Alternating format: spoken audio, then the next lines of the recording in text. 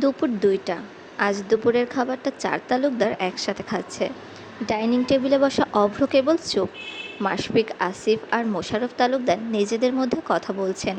Mrs Mosharraf kitchen থেকে খাবার বেড়ে দিচ্ছেন। সাজ সেগুলো এনে টেবিলে রাখছে।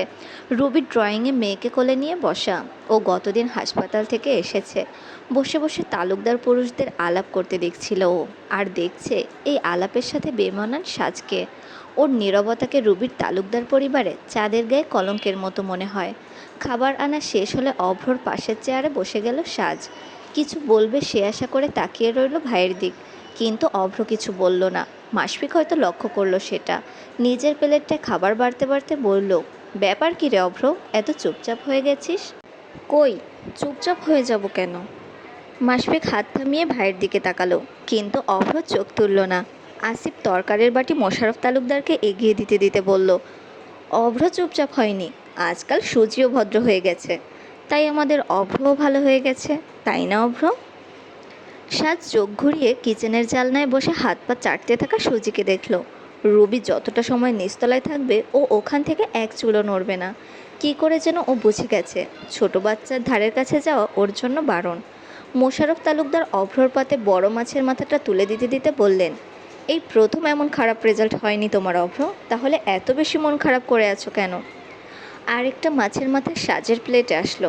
মাথা নিচু করে রইল সাজ। আর কেউ না জানলেও ও তো জানে। অভ্রর মন খারাপের কারণ কেবল খারাপ রেজাল্ট না, দিবার সাথে কথাবার্তা না হওয়া। এ কদিনে ও অনেক চেষ্টা করেছে অভ্রর সাথে কথা বলার, কিন্তু সে ছেলে প্রয়োজন ছাড়া আর কিছুতেই শোনেনি ওর কথা।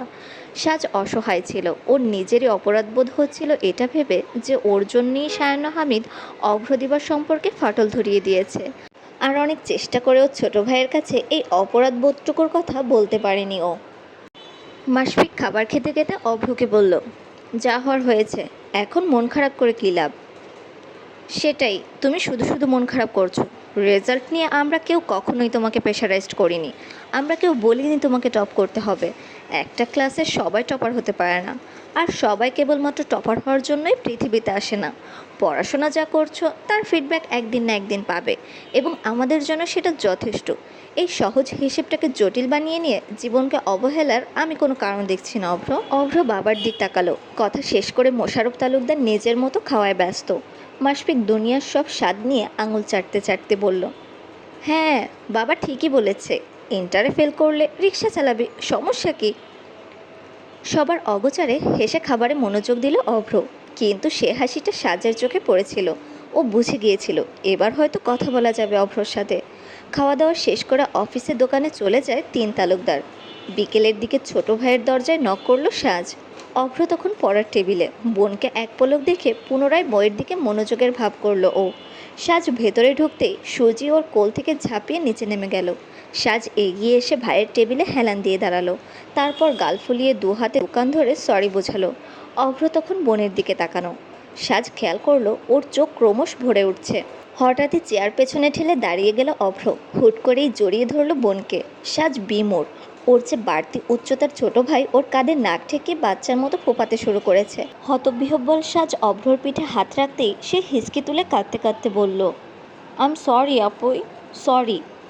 সাজ কয়েকদণ্ড কিছু বলল না। ও বুঝেই উঠছে না কেন অভ্র ওকে সরি বলছে।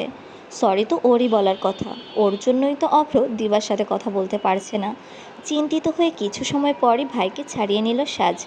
ইশারায় জিজ্ঞেস করলো, কি হয়েছে, তুই কেন সরি বলছিস? সরি তো আমারই বলা উচিত। আমি? তোর কেন সরি বলা উচিত? কি হয়েছে বলবি তো? সায়ন্য ভাইয়া ঠিকই বলেছে, আমি সত্যিই তোকে দেখে রাখতে পারি না আপুই। আমি তোর ভাই হবারই যোগ্য না। মাশফিক ভাইয়ার মতো আমি তোকে আগলে রাখতে পারি না। আমি বলতে বলতে নাক মুখ ঢেকে আবারও কান্না শুরু করে দেয় অভ্র। সাজের এবার অবাক হবার পালা। ওর চেয়ে বছর পাঁচেকের ছোট ভাই ওকে নিরাপত্তা না দিতে পারার অপরাধবোধে এই কয়দিন ওর সাথে চোখ মেলায়নি, এখন এইভাবে কাঁদছে। সাজ ব্যস্তভাবে অভ্রর মুখ থেকে হাত সরালো। ওর কাঁধ ধরে ঝাঁকিয়ে বোঝালো চুপ করার জন্য, কিন্তু কে শোনে কার কথা? অভ্র একবার কান্নার বেগ কমায়, আবারও কী ভেবে শব্দ করে কেঁদে ওঠে। বেশ কিছু সময় পরও ও শান্ত হচ্ছিল না। সাজ একটা দম ফেলল। গায়ের জামাটার বড় হাতা টেনে মুঠোতে করে ভাইয়ের চোখ দুটো মুছিয়ে দিল। অভ্র একটু দমে। সাজ ইশারায় বলল, আমি নিজেকে আগলে রাখতে পারি না, সেটার দায় আমার অভ্র, তোর না। না, আমারই দায়, তুই আমার বোন। তো তো কি, বোন বলে তোর নিজের কোনো জীবন থাকবে না? সব সময় আমাকে ঘিরেই বাঁচতে হবে? হ্যাঁ, মানছি আমার একটা দুর্বলতা আছে, কিন্তু তার মানে এই না যে এই কারণে তোরা সব সময় আমাকে নিয়েই মাতামাতি করবি, নিজেদের জীবন ছেড়ে আমাকে চোখে চোখে রাখবি। তোরা আমার সাথে আছিস বলে ওপরওয়ালা আমাকে বোবা বানায়নি অভ্র, নইবা আমি বোবা বলে তোদেরকে আমার গার্ডিয়ান বানিয়েছে। তাছাড়া কী বা হয়েছে ওখানে? এমন কিছুই হয়নি যেটার জন্য তোকে এত অপরাধবোধ করতে হবে, এমন কান্নাকাটি করতে হবে। আমি কামরুলকে পাশ কাটাচ্ছিলাম তো, ওই ছেলেগুলোকে পাশ কাটাচ্ছিলাম তো, মাঝখান থেকে ঝামেলা তো করলো ওই সায়ন্য হামিদ। হুম। সায়ান্ন হামিদকে খারাপ বলায় আপাতত শান্তি লাগছে অভ্রর, যে কারণে বোনের কথা এক মুহূর্তের জন্য ভাবনায় পড়ে গিয়েছিল ও। না বুঝেই একটু বোঝার মতো ভান করেছিল, কিন্তু পর মুহূর্তে ওর বুঝে আসে সাজ ওকে অপরাধবোধ থেকে উদ্ধার করতে এসব বলছে। অভ্র তৎক্ষণাৎ বলে উঠল, কিন্তু তারপরও আমি তোর ভাই না। পুনরায় হু হু করে কাঁদতে থাকে অভ্র। এভাবেই চলল আরও সময়। ভাইকে একেবারেই সামলাতে না পেরে কপালে হাত দিয়ে আশপাশ দেখল সাজ। তখনই ওর চোখে পড়ল সুজি অভ্রর পড়ার টেবিলের খোলা বইয়ের উড়তে থাকা পাতার দিকে মনোযোগ তাক করে বসা, যখন তখন ঝাঁপিয়ে পড়বে এমন অবস্থা। এই দৃশ্য অভ্র দেখলে দ্বিতীয় দফায় কাহিনী হবে ভেবে সাজ ভয়ার্ত চোখে ভাইয়ের দিকে তাকালো। অভ্র তখনই নাক টেনে টেনে বলল, মালটাকে কোলে তোল প্লিজ, না হলে ও আমার বইটার দফা রফা করে দেবে। পরিস্থিতি স্বাভাবিক বুঝে সাজ মৃদু হাসল, সুজিকে কোলে তুলে আবারও ভাইয়ের দিকে তাকালো। অভ্র তখন একবার নাক ডলছে, আরেকবার হাতের তালু দেখছে। সাজ সুজিকে এক হাত ধরে আর এক হাতে ইশারায় বোঝালো, দিবার সাথে কথা হয়েছে? না, রেজাল্টের দিনই লাস্ট নক করেছিল, আমি তো রিপ্লাই করিনি। ও আর কিছু বলেনি। ওর ভাই মনে হয় ওকেও যোগাযোগ করতে মানা করে দিয়েছে। ভালোই হয়েছে, আমিও আর নক দেব না। ঠোঁট কামড়ে কিছু একটা ভাবল সাজ, তারপর উৎসাহ নিয়ে ভাইকে বোঝালো, তুই এক কাজ কর, দিবাকে তাহলে মেসেজ কর, বল যে তুই বুঝে গেছিস তোকে দিবার ভাই পছন্দ করে না, সে চাইছে না তুই ওর সাথে আর যোগাযোগ করিস, এজন্য তুই আর ওর সাথে যোগাযোগ করবি না, ও যেন তোকে আর মেসেজ না করে। বলার প্রয়োজন নেই। আছে, তুই মেসেজ কর। কেন? না হলে আমি বিশ্বাস করব না যে তুই সত্যিই দিবার সাথে যোগাযোগ বন্ধ করে দিচ্ছিস। অভ্র হাতের পিঠে গাল গলা মুছল, টেবিল থেকে মোবাইল নিয়ে সেটা বোনকে এগিয়ে দিল ও। মেসেজ টাইপ করে সেটা সেন্ড করলো সাজ। 10 সেকেন্ডের ভিতর সিন হয় মেসেজটা। নীল টিক দুটো দেখে অভ্রর বুক ফাটছিল যেন, নিচের ঠোঁট কামড়ে ধরে নিজেকে সংবরণ করছিল। কিন্তু সাজ মিটমিটিয়ে হাসতে হাসতে মোবাইলের স্ক্রিন আর ভাইয়ের চেহারা দেখল। তারপর অভ্রর মাথার চুলের আঙুল চালিয়ে সেগুলো এলোমেলো করে দিয়ে সুজিকে নিয়ে বেরিয়ে আসলো ও ঘর থেকে। সায়ন্য জিহ্বা দিয়ে দাঁতের মাড়ি খোঁচাতে খোঁচাতে একবার পাশে দাঁড়ানো দিবাকে দেখল, একবার চোখের সামনে ধরে রাখা ফোনটাকে। দাঁতে দাঁত চেপে ভাইয়ের দিকে চেয়ে আছে দিবা। এ কয়দিনে অভ্রর সাথে সত্যিই যোগাযোগ করেনি ও, এমনকি কলেজেও কথা বলেনি। দু একবার আর চোখে তাকালেও চোখাচোখি অবধি হয়নি ওদের। কিন্তু আজ অভ্রর পাঠানো মেসেজটা দেখে সব এলোমেলো লাগছে দিবার। সম্পর্কের এই ব্রেকআপ মেসেজটা সায়ন্যকে দেখানো ছাড়া আর কী বা করতো ও। সায়ন্য পুরো মেসেজ পড়ে বোনের দিকে আগ্রহে তাকালো। দিবা বলল, তুই কি এটাই চাইছিলি? হুম। মানে তুই না বলেছিলি এই রিলেশনশিপ নিয়ে তোর কোনো সমস্যা নেই, তাহলে আমাদের ব্রেকআপ চাইছিস কেন? উঁচু গলায় বলতে গিয়ে আওয়াজ কমায় দিবা। আড়মোড়া ছেড়ে সোফা থেকে উঠে দাঁড়ালো সায়ন্য, ট্রাউজারের দু পকেটে হাত গুজে ঘাড় কাত করে বোনকে বলল, আমি তোদের ব্রেকআপ চাইনি, আমি অভ্রর এমন একটা মেসেজ চাইছিলাম। আর এটা একটা ব্রেকআপ মেসেজ না, এটা একটা কনফেশন মেসেজ, এবং তোর মাথা মোটা বয়ফ্রেন্ড এখানেও ডাব্বা মেরেছে। মানে? মানে মাই ডিয়ার বেহানা। সায়ন্য হেলে দুলে চোপায় ঘুরে বোনের পাশে আসলো। দিবার হাত থেকে ওর ফোনটা নিয়ে সেটা ঘোরাতে ঘোরাতে দিবাকে সীমাহীন নিশ্চয়তার সাথে বলল, এই মেসেজ তোমার প্রেমিকের না, তার বোনের লেখা। দিবার চাহনি প্রসারিত হয়। সায়ন্য অদ্ভুতভাবে হেসে ফোন বোনের হাতে ধরিয়ে দিল। দিবা মেসেজটা আরেকবার পড়ে নিয়ে ভাইকে বিস্ময়ে শুধালো, তুই কি করে জানলি এটা সাজাপুর লেখা? ওপরের অভ্রর লেখা বাংলিশের হালাত দেখ, এক বাক্যের 5টা শব্দের 4টাইও সংক্ষেপে লেখে, আর এই মেসেজ সব ঠিকঠাক বানানে লেখা। তাছাড়া তোর প্রেমিক বাক্যের শেষে 2টা করে কমা ইউজ করে, এটাতে সুন্দর মতো ফুল স্টপ দিয়ে লেখা। এই লেখা জীবনেও অভ্রণ না। আর ও বাদে মেসেজ লেখার মতো আর একজনই আছে, ওর বোন সাজ। ভাইয়ের হিসেব শুনে হয়ে দাঁড়িয়ে রইল দিবা। তখনই মিসেস সরোয়ার তৈরি হয়ে নিজের ঘর থেকে বেরিয়ে আসেন। সায়ান্ন দিবার ফোন সোফায় সরে মাকে শুধালো, কোথায় যাচ্ছ? হাঁটতে। এখানে আসার পর বিকেলে হাঁটাহাঁটি বাদ যাচ্ছে। একাই? সঙ্গী পাবো কোথায়? মেয়ে তো যাবে না, আর ছেলের বউ নেই। ছেলে তো আছে মা। হতাশা নিয়ে সেন্টার টেবিল থেকে ফোন আর ওয়ালেট তুলে মায়ের সাথে বেরোলো সায়ান্ন।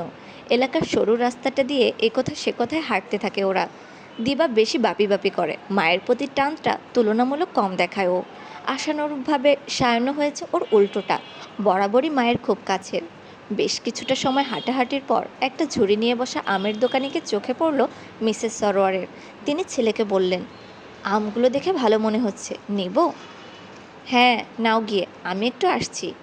আম নিয়ে আগ্রহ নেই সায়ান্নর। ওর মনে পড়েছে অনেকটা সময় ওর সিগারেট খাওয়া হয়নি, এই জন্যই মাকে ব্যস্ততায় পাঠালো।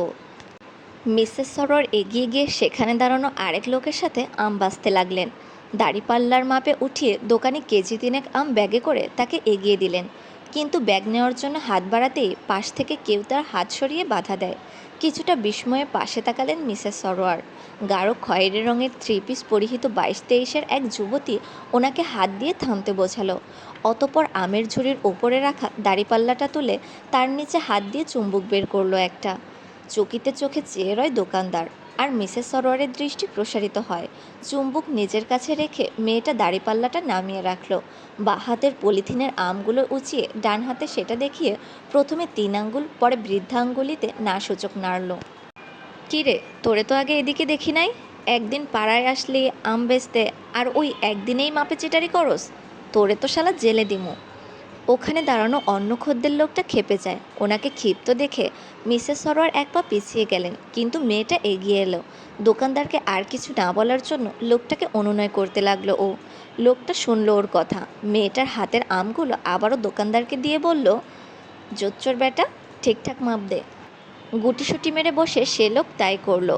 ঠিকঠাক মাপে আম নিয়ে মেয়েটা চলেই যাচ্ছিল, তবু কী ভেবে যেন পাশ ফিরল সে। মিসেস সরোয়ারের দিক মিষ্টি করে হেসে আঙুলে একবার আম, আরেকবার থামস আপ দেখালো। অতপর এক হাতে আমের পলিথিন আর আরেক হাতে নিচে দাঁড়ানো লোমশ বিড়ালকে কোলে তুলে হাঁটা লাগালো। মিসেস সরোয়ার ওর চলে যাওয়া দেখতে দেখতে খদ্দের লোকটাকে জিজ্ঞেস করলেন, কে মেয়েটা? মোশাররফ তালুকদারের মেয়ে, আসিফ তালুকদারের ভাতিজি, অভ্র আর মাসফিক তালুকদারের বোন সাজ। বিস্ময়ে পাশ ফিরলেন মিসেস সরোয়ার, কেননা জবাবটা তার ছেলের কাছ থেকে এসেছিল, যাকে অনেকেই চিনলেই সে কাউকে চেনে না। আর এর চেয়ে বড় বিস্ময় যেটা, তা ছিল সায়ান্নর চাহনি। এইভাবে কোনো মেয়ের চলে যাওয়া দেখা, এই সায়ান্ন মিসেস সরোয়ারের অচেনা। পকেটে দুহাত গুজে অমায়িক একটা হাসির সাথে সাজের চলে যাওয়া দেখছে সে। মিসেস সরোয়ার বুঝে উঠলেন না সাজের প্রতি ঠিক কী ছিল সায়ান্নর চোখে, প্রসন্নতা নাকি মুগ্ধতা। প্রসন্নতা তো উপকৃত হতে হয়, কিন্তু উপকৃত না হয়েও কারোর দিকে এভাবে তাকিয়ে থাকা, এটাকে তো মুগ্ধতা বলে, তাই না?